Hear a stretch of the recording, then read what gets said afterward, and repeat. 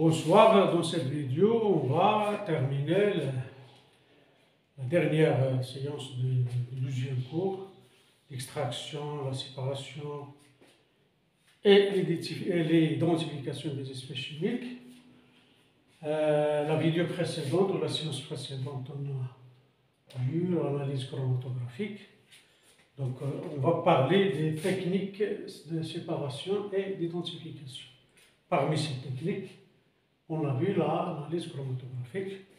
Je vais donner un petit résumé de ce qu'on a vu la séance précédente.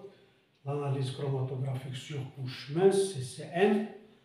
On a dit qu'elle se fait en deux étapes principales. La première étape, c'est l'étape de séparation des concessions des espèces chimiques, des substances.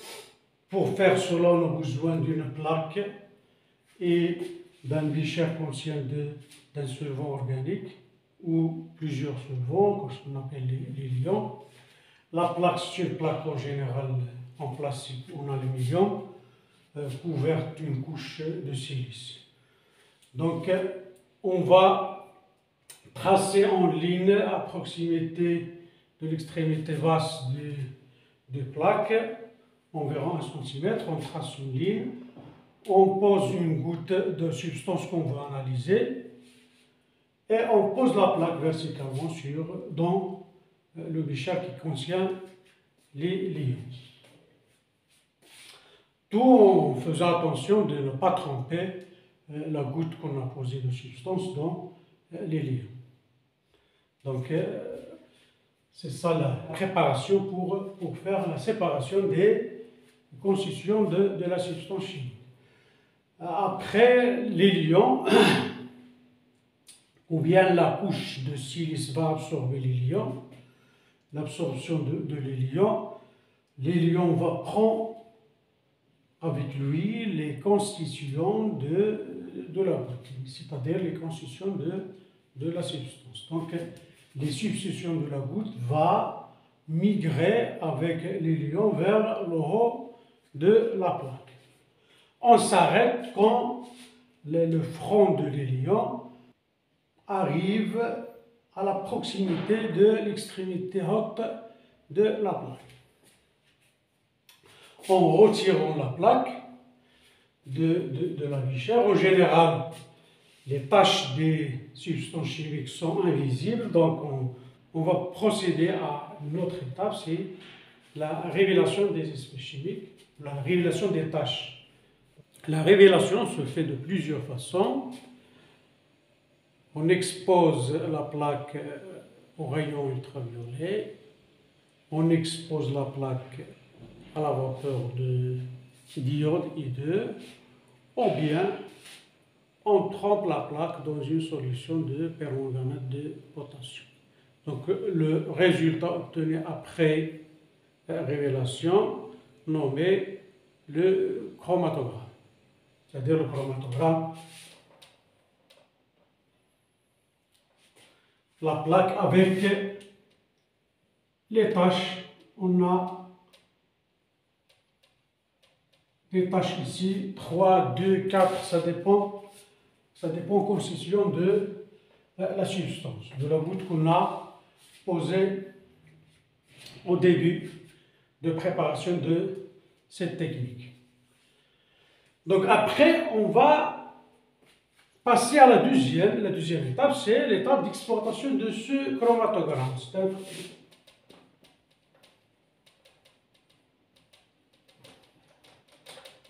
L'exploitation, comment on l'exploite? On va calculer les rapports frontaux des espèces chimiques qui se trouvent dans ce chromatogramme. C'est-à-dire le front, le rapport frontal, ce qu'on appelle F, est égal à H sur H.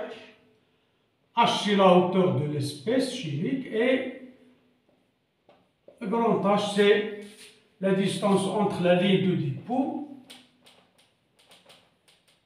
la ligne de départ, et le front de l'éliant.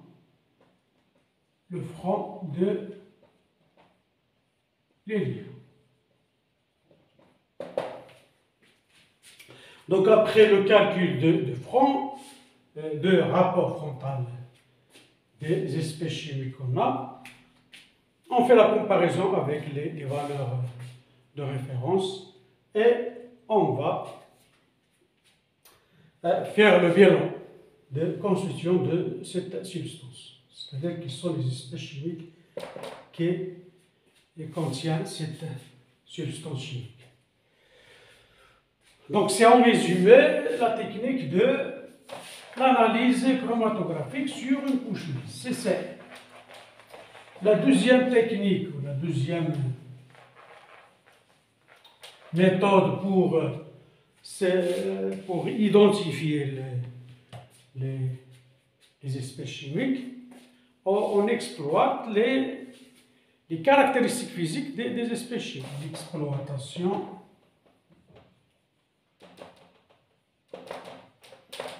des caractéristiques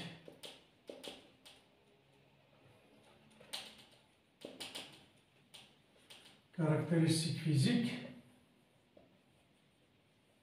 des espèces chimiques.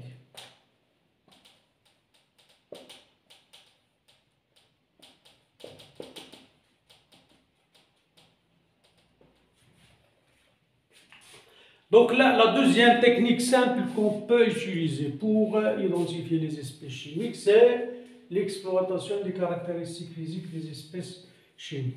Chaque espèce chimique est caractérisée par des propriétés physiques pures à cette espèce. Par exemple, la température d'évolution, ou là la température de fusion, là la densité, la solubilité, la couleur même. Donc on va la couleur, par exemple. Il y a des espèces chimiques qui ont des couleurs caractéristiques.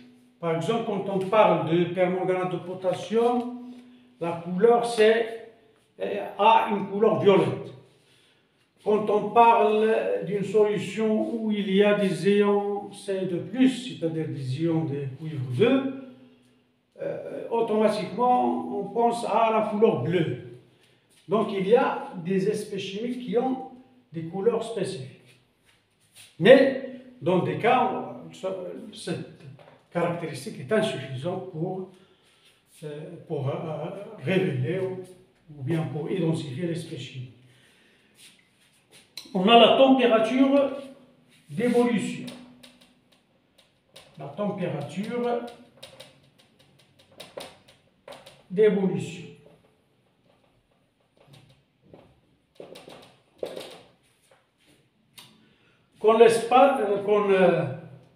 Quand l'espèce change l'état, de l'état liquide à l'état gazeux. La température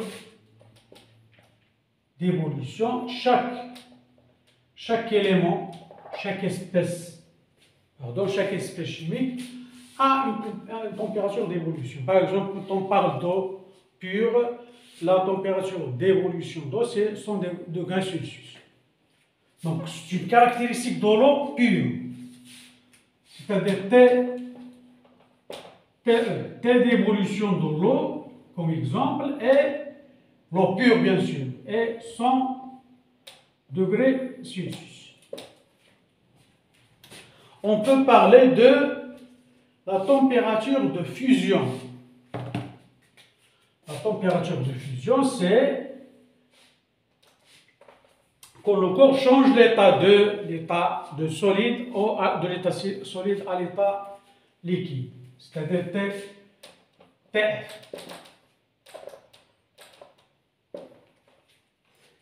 Chaque espèce chimique a une température de fusion spécifique, une température d'évolution spécifique.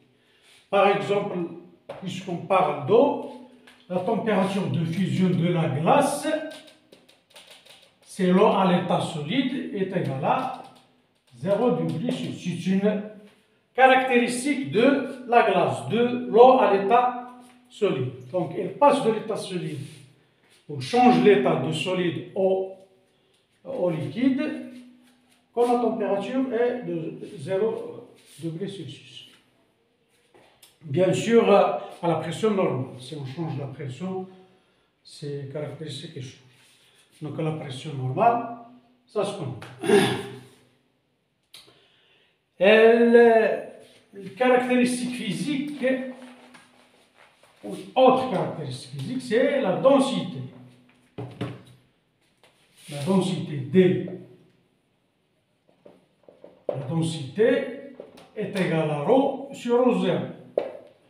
ρ, c'est la masse volumique du corps. Masse volumique du corps. ρ0, masse volumique du corps de référence.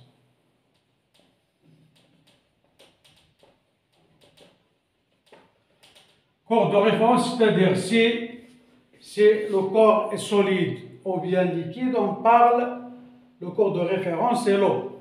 Donc, ρ c'est la masse volumique du corps solide ou liquide sur la masse volumique de l'eau. Si on parle des gaz, ρ c'est la masse volumique du gaz sur la masse volumique de l'air. Donc D, la densité, chaque espèce chimique a une densité spécifique. On peut parler de la solubilité.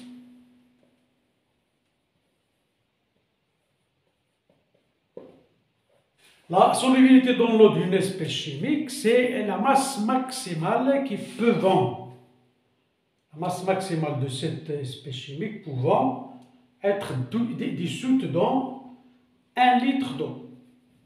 La masse maximale, si on dépasse cette masse, l'espèce ne peut pas être soluble dans l'eau.